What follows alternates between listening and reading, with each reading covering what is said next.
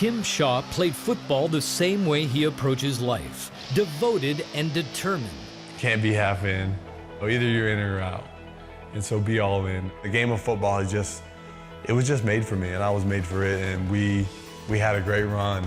His NFL run ended as a Tennessee Titan after 7 years and 4 teams. As special teams captain, teammates followed his kamikaze lead. It's a dead focus. Nothing will keep me from the football.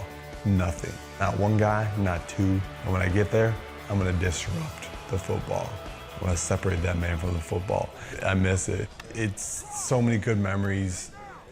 And the thing that sticks out above all else is really the camaraderie, the brotherhood that you form with your teammates. That time of putting in all the effort and all the time and all the just blood and sweat with your brothers. Tim was cut before the 2013 season.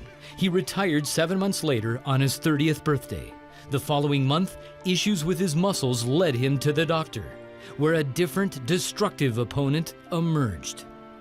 I was alone. They did a couple tests, and he came back in and he said, "Tim, I believe that you have ALS." And he said, "I'd like you to get another opinion, but I believe you have it." First thing that went through your mind was what? Unbelief.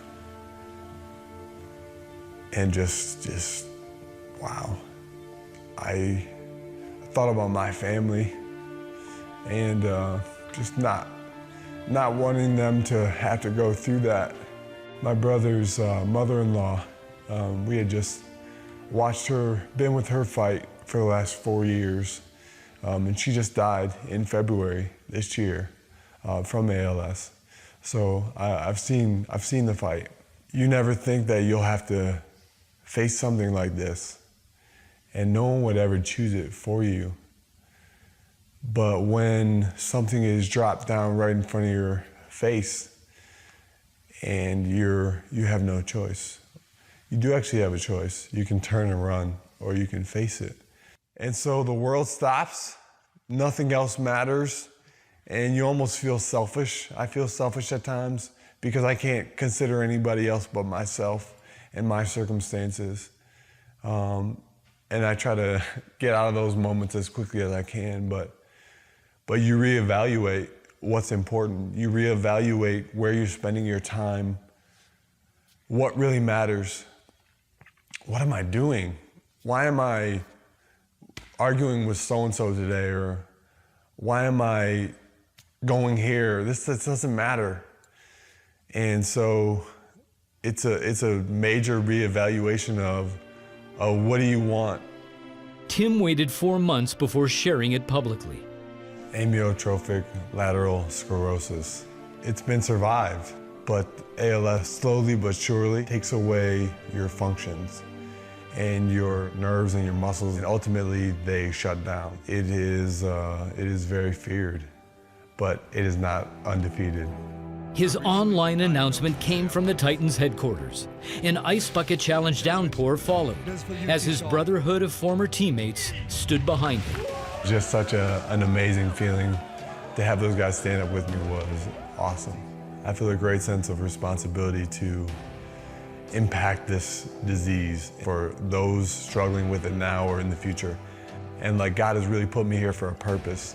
And what an amazing opportunity it is. Tim was the type of guy that you would tell a young guy to go follow. What he's going through is going to take a ton of mental toughness, and he probably learned a lot from this game. If there's a guy strong enough that can battle this and get through it, it's Tim. I still miss him, now out on the field. There's just something about him. Tim's workouts slow his muscle loss and deteriorating motor skills. Trying to correct it and focused on going as hard as I can go. And in these early stages of a physical and mental fight, his athletic and competitive pedigree rises. You at some point have to lower your expectation based on where you came from. How do you accept that?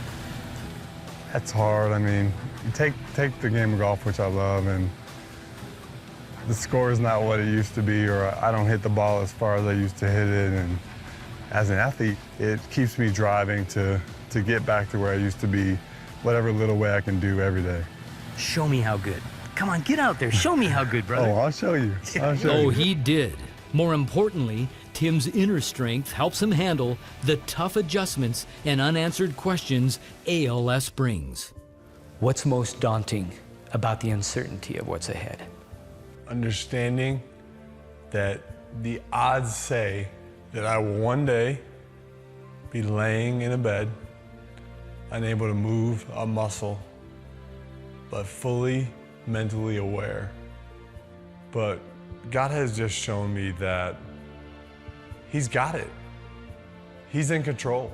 The Bible says that the Lord determines, what's going to happen to us. I've really come to peace with that, and it's the freedom of giving up control. I never had control before a diagnosis, so why would I worry about when I'm going to die, what's going to happen to me? All I can do is live today. Whatever it is that we face, and for me, it's ALS. I look at my life and I say,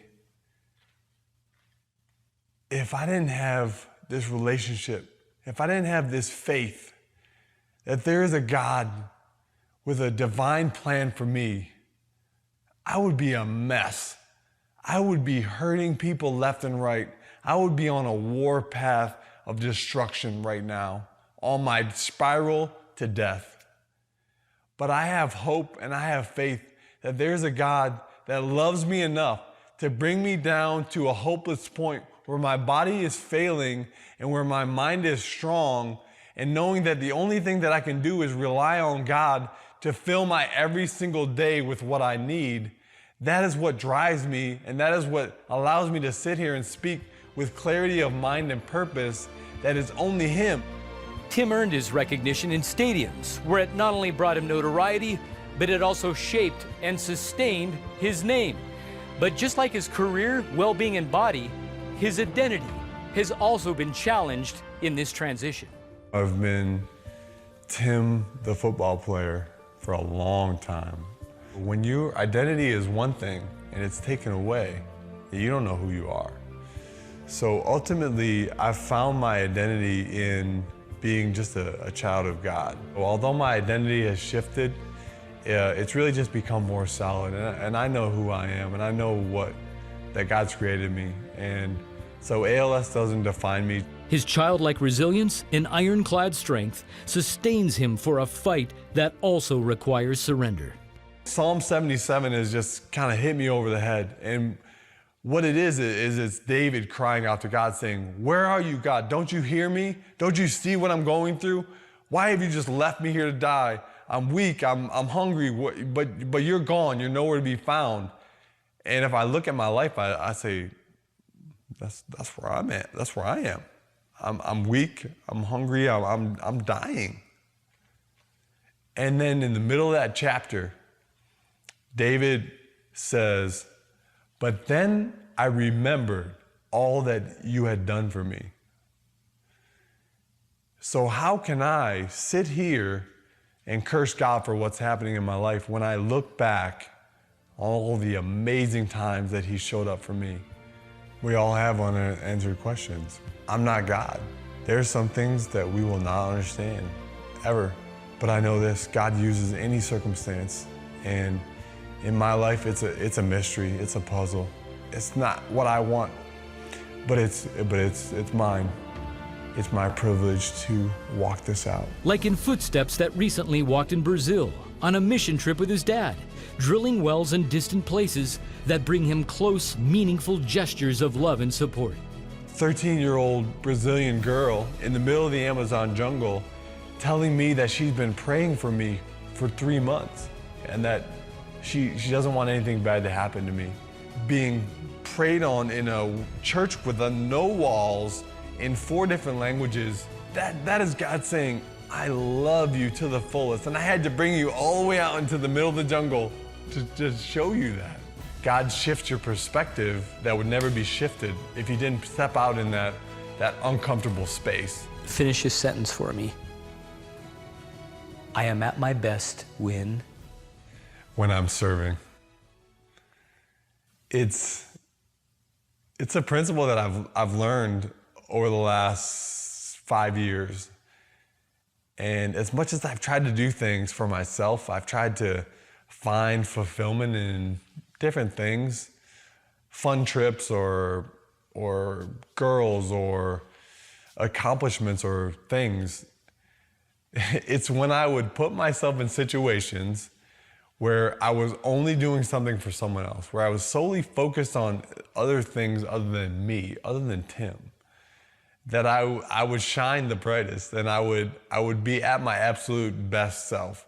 And for me, those are moments of mission work or of serving here at a local after-school program or things like that.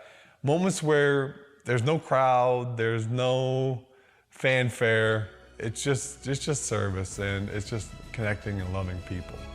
Tim Shaw, tackler extraordinaire, who grips disease as he fights for life while fully living it. And it's that relationship. It's that belief that a God could love you despite every sickness in my body and every sin that I've ever committed. He loves me anyways. And that's what God is to me, man. He wipes my garbage away. He takes my ALS and he holds it in his hand and he says, Tim, I got you. I got you to the fullest. There are so many good things that he's done. Don't curse him in the bad times. He's there. He's there.